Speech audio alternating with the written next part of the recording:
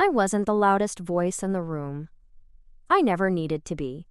When you've spent 16 years guiding operational systems across 3 continents, when you've held the line during 3 mergers, 2 cybersecurity breaches, and a pandemic that gutted supply chains, your voice carries a different kind of weight. Quiet weight. Measured weight, that was me. My name is Talia Rains, and for 7 years, I served as head of global operations for Dynexus, a mid-sized logistics tech company that had dreams of becoming a Fortune 500 darling. We weren't there yet, but we were closing in. Valuation at $1.8 billion. Presence in 22 countries. A proprietary AI-powered freight forecasting engine that slashed costs for our clients by double digits. I helped build it, piece by piece. I didn't come up the flashy way. No Ivy League. No Silicon Valley incubator. I started as a project scheduler at a port in Savannah, Georgia, juggling container delays and customs red tape with nothing but a clipboard and a relentless belief that order could be carved out of chaos. When Dynexus acquired our terminal software provider in 2012, I was brought in to help integrate processes. 6 months later, I was promoted, then promoted again. And again. I earned a reputation internally. The fixer. The stabilizer. When cross-border workflows broke down, I repaired them. When factory fires or storms scrambled inventory, I rerouted. Quietly. Calmly. I didn't demand credit, but I noticed when credit was given to others, louder others, who ran with my plans, wrapped in brighter packaging. In late 2021, I began to sense something off. It started small. Discrepancies in supplier reports, irregularities in QA cycles from our Jakarta team, unreturned emails, delayed compliance certifications. A new executive hire, Ian Keller, Chief Growth Officer, brushed off my concerns. Ops always sees the shadows, he joked once during a board pre-brief. All teeth and teeth-whitened confidence. Let's not paralyze ourselves over hypotheticals. Except they weren't hypothetical. The system was beginning to creak. But no one wanted to hear that. And certainly not from me. Not the board. Not the CEO. Not the man who would soon become the face of our most reckless expansion yet. They called me risk-averse. Too conservative. Not aligned with the new vision. I called it what it was, reality. And reality, as they'd soon learn, doesn't care about your pitch decks. It just arrives, roaring, merciless, and real. It escalated faster than even I anticipated. In January 2022, Dynexus launched Project Velocity, a sweeping expansion initiative aimed at disrupting the Asian and Eastern European markets with our logistics AI suite. Keller's team had promised the board a 30% top-line growth within 18 months. The projections looked clean on paper. Too clean, based on assumptions I knew were flawed, especially when I saw which third-party freight partners they planned to use. I flagged my concerns in a 60-page internal report. I detailed outdated security protocols, overextended partners in Manila and Krakow, and a dangerously under-tested predictive routing module that had quietly been pushed live in 2 beta markets without proper redundancy. I titled the document Crisis Risk Indicators, Operational Exposure and AMP Mitigation. It wasn't sensational. It was methodical, sourced, and precise. I sent it to our CEO, 2 board members, and Ian Keller. The reply came 12 hours later. Not from the board, not from the CEO, from HR. Hi Talia, per protocol. We'd like to schedule a check-in regarding recent communication tone and alignment with company strategy. I sat there staring at the screen. Communication tone. Alignment. I wasn't being questioned for being wrong. I was being targeted for being right too early. The next day, Keller called me into a one-on-one that included 2 others from his team. He opened with an icebreaker, smiling like we were co-creating a new product line. Then he dropped the hammer. Talia, we appreciate your diligence, but you've been increasingly out of sync with where Dynexus is heading. You seem anxious, resistant. It's creating friction. He said friction, like it was a disease. I asked, calmly, if they had read the technical appendix in my report. Keller waved it off. Look, we don't need alarmism. We need momentum. We're growing, not retreating. 2 weeks later, I was asked to transition into an advisory role. No title, no direct reports, no strategic input, a quiet exile. They framed it as an opportunity to focus on thought leadership. It was betrayal. Politely worded, HR-approved betrayal. I cleaned out my office the following Monday. No send-off, no internal memo. I carried out my credentials in a manila envelope in a box that included a framed photo of my father, the logistics officer turned small business owner who taught me that anticipating failure wasn't negativity, it was responsibility. I sat in my car afterward for 20 minutes. I didn't cry. I didn't scream. I just stared straight ahead, heart pounding so hard I could feel it in my neck, knowing, not suspecting, knowing, that within months, the very infrastructure I had spent years stabilizing would fracture, that they would call it unexpected, and that no one would remember the report I had written, let alone the woman who wrote it. But I would remember, and I wouldn't let it end there. I spent the next 2 months watching from a distance as Project Velocity rolled out in full. Dynexus opened regional hubs in Manila, Warsaw, and Bangalore. They secured a new round of funding. Keller went on CNBC twice. The stock price ticked upward. But under the polish, the cracks were spreading. A whistleblower in the Krakow office, a former data analyst I had mentored, reached out anonymously. Their routing algorithm was returning volatile transit paths. Shipments were delayed, clients furious. But when she tried to elevate the issue, her concerns were, quote, consolidated into a team-wide Slack message, urging, quote, confidence and positivity. Then came the phishing breach in Manila. A contractor clicked a falsified invoice email. By the time internal IT caught it, the attack vector had traveled upstream into a client portal. When Dynexus publicly confirmed a limited security event in May, I already had the original internal screenshot forwarded to me. Access logs, timestamps, the forensic red flags. They hadn't contained it. They had buried it. I watched Ian Keller appear in a virtual town hall 2 days later, shirt crisp, jaw set, reassuring the workforce that Dynexus was as resilient as ever. He thanked the Manila team for their responsiveness and agility. It was a masterclass in performative calm. I knew the truth.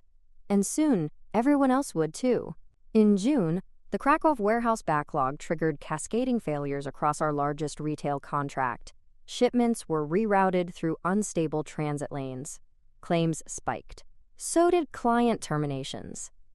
I received a voicemail from one of my former team leads.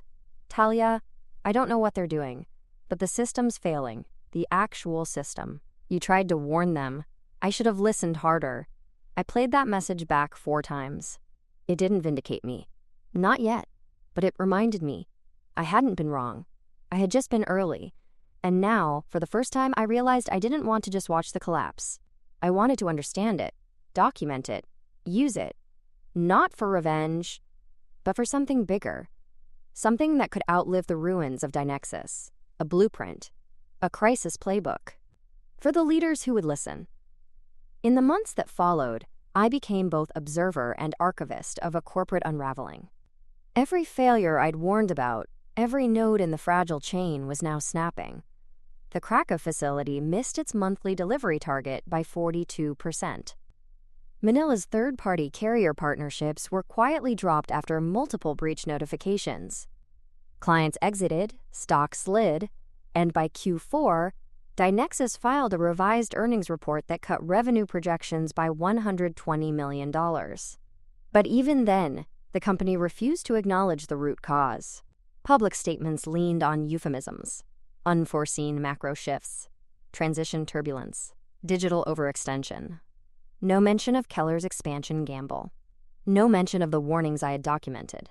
The silence was strategic and infuriating. That's when I stopped asking for recognition and started designing something of my own. I didn't want another operations job. I didn't want to sit in meetings where truth was massaged for optics. I wanted something pure, structural. I wanted to build a resource for those willing to listen before they burn. I wanted to give quiet professionals like me the tools to stop collapse before it starts. So I opened a blank document and wrote 4 words at the top. Crisis doesn't apologize first. That became my North Star. I started by analyzing the internal reports I had archived. Risk alerts, chain of custody breakdowns, vendor audits. Then I created a taxonomy of failure types: systemic blind spots, incentives misaligned with resilience, ego-driven expansions, delayed disclosures, false optimism loops.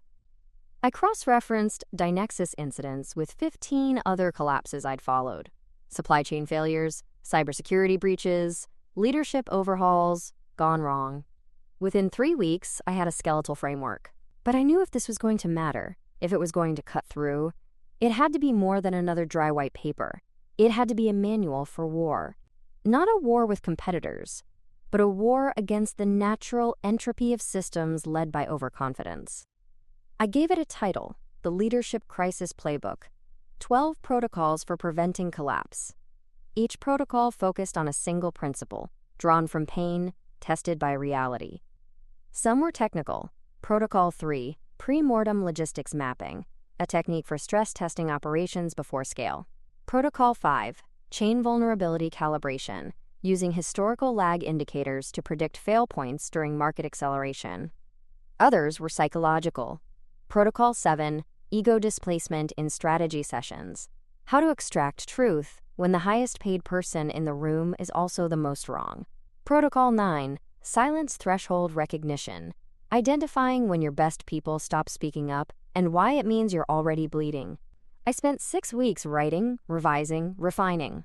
During the day, I consulted quietly for 2 small startups, helping them reinforce vendor integrity and review onboarding SOPs. At night, I worked on the playbook. I didn't ask anyone's permission. I didn't pitch it to anyone yet. It wasn't a business plan, it was a mission. And I wasn't just writing about what not to do. I was laying out how to lead better, under pressure, without theater. It became a manifesto for the competent, for people who weren't trying to dominate headlines, but rather survive storms. Still, I needed validation from someone who mattered. So I emailed it, unannounced, to Petra Sloan, the one board member I had trusted at Dynexus. She had once pulled me aside after a shareholder meeting to say, "You ask the questions that make people uncomfortable. Don't stop doing that." Now I asked her a question. Would she read what I had created? I expected silence. Instead, I got a phone call the next morning. Her voice was steady, serious. "Talia, this is remarkable. I wish we'd let you speak louder. I wish I had listened harder." I didn't gloat. I just asked, "What now?" She replied, "You need to publish this. Immediately. Leaders need this." So I did. I packaged the playbook as a free digital release. No paywall, no marketing team. Just me, a link, a PDF, and a short LinkedIn post. I was once told that naming risks made me difficult. Here's the truth. Risk ignored is collapse invited. I wrote this for anyone leading through fog, not fireworks. For those who ask the hard questions and listen to hard answers. This is for you. The post went viral in 2 days. 12,000 downloads. Then 20. By the end of the week, 68,000. My inbox overflowed. Directors, founders, consultants. They all said the same thing. We need this. You put into words what we're afraid to say. Please teach this to our teams. Then came the invitation from the Harvard Leadership Institute. A guest lecture. Topic: Operational Truth in a Culture of Optimism. I accepted. I wasn't standing outside the system anymore. I was building a new one. For people who wanted to listen before the walls cracked. And behind every slide, every protocol, was the silent promise I had made to myself in that parking lot months ago. They may have ignored me then, but I would never let them ignore the truth again. The first time I walked on stage in front of a room full of executives, I wasn't nervous. I felt something sharper, clarity. The Harvard session was held in a modest amphitheater designed for executive education. Tiered seating, subdued lighting, a digital whiteboard behind me. 65 senior leaders from around the world sat in their tailored suits, notebooks open, eyes polite but skeptical. The program director introduced me as a, quote, crisis strategist and handed me the mic. I didn't begin with a greeting. I began with numbers. 71% of operational failures in growth stage companies are caused by internal decisions, not external shocks. That's not an opinion, that's data. Your own people are your biggest risk, and your best hope. A few pins stopped moving. I saw one man, gray suit, probably from banking, cross his arms. Then I told them about Dynexus. I changed the names in public settings, always. Not for fear, but for focus. I wasn't here to roast a company. I was here to expose a pattern. I walked them through the timeline, the inflated projections, the ignored audits, the sanitized reports, the silent exile of the only person sounding alarms. I outlined the 12 protocols from the playbook, using Dynexus as the case study without naming it outright. At the end, I said, I wasn't the problem. I was the early warning system. You all have someone like me in your organization. The question is, are you listening to them or isolating them? The room went quiet. No applause. Just stillness. Afterward, they didn't rush to shake my hand. They waited, thought. Then came the lines. Not to flatter, to ask. Could you do a session for our senior ops team? We had something similar last year and we dismissed the guy who warned us. How do we rebuild trust when we've already ignored our truth tellers? That was the beginning. Over the next 3 months, I delivered 25 workshops from Sao Paulo to Singapore. I sat in closed-door boardrooms, on Zoom with CFOs, in WeWork glass boxes with founders who'd grown too fast and lost their grip. I wasn't giving inspiration. I was giving diagnosis. They brought me in when the walls started to rattle. My approach was different from consultants they'd had before. I didn't come with frameworks for growth. I came with frameworks for durability. One CEO from a fintech unicorn admitted after our 3rd meeting, "You're the first person who made me feel the fear I'd been suppressing for years, and thank you for that." I created a proprietary tool, the Stability Index Audit, a system for evaluating an organization's exposure to strategic optimism bias. It scored teams based on silent risk indicators, declining dissent in meetings, back-channel communications, project post-mortem honesty levels. It became the backbone of my workshops. But the work wasn't always welcomed.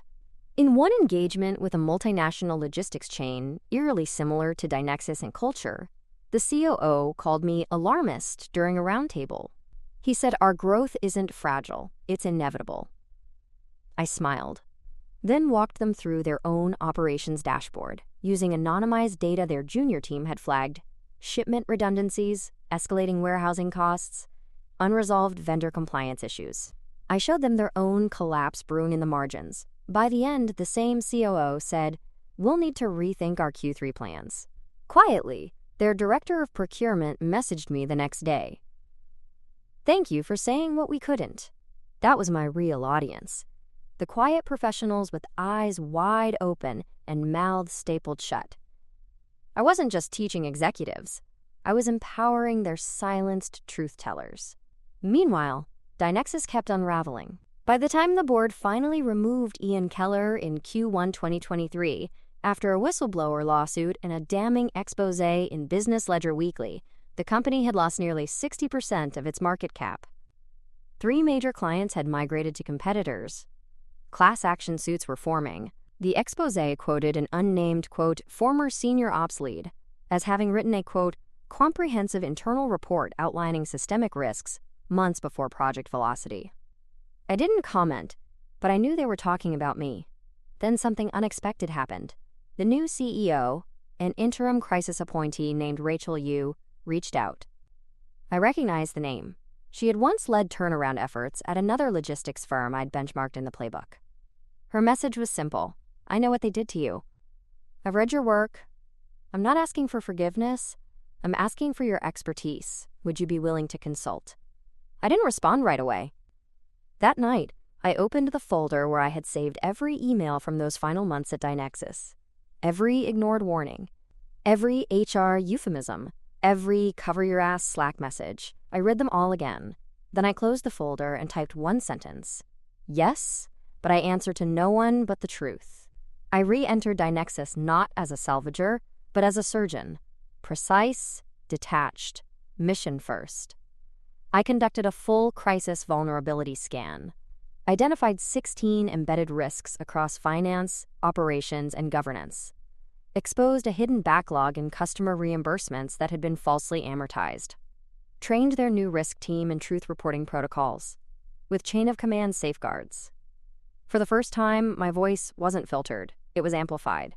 At the end of the quarter, Rachel pulled me aside and said, "What you built, this whole playbook, it's not just post-crisis medicine, it's preventative truth. We need more of it in leadership education." That's when the second invitation came, this time from the Global Institute for Strategic Leadership, a permanent advisory fellowship, curriculum input, a keynote slot. I wasn't just building a career anymore, I was building a legacy, not one fueled by ego or revenge, but by clarity, resilience, and truth. The things I had once offered quietly and had to lose everything to make the world hear. 16 months after I had been quietly exiled from Dynexus, I stood before a packed ballroom in Geneva, Switzerland, at the Global Leadership Symposium. The room held over 800 people, executives, policymakers, strategists, and analysts. It was the closing keynote, the slot usually reserved for former heads of state or tech billionaires. Instead, they gave it to a woman who used to be labeled too cautious to lead. My talk was titled, "The Hidden Cost of Silence: What Collapse Teaches Us About Courage." I opened with a slide they didn't expect, a grainy internal memo from Dynexus, dated March 2022. The memo that reassigned me to advisory, the one that sanitized a silencing into a development opportunity. I let the audience read it in full silence. Then I said, "This document changed my life, not because it broke me, but because it showed me how easily truth gets sidelined in the name of comfort." The room didn't blink. I told them the full story. Not a corporate fable, not a bullet-pointed case study. The truth, the betrayal, the collapse, the cold afternoons when I thought I'd made a career-ending mistake by telling the truth too soon. And then I told them what came next. The playbook, the workshops, the leaders who did listen, the companies that turned their trajectory around because someone in their organization had the courage and someone else finally had the humility to hear them. I showed before and after audits from clients I had helped. Real numbers, failure rates down 34%, client churn cut by half, early warning systems now built into onboarding protocols. I shared anonymized courage metrics we had developed, tracking the frequency of dissent, the health of internal feedback loops, the number of times a junior staff member's risk flag had led to executive review.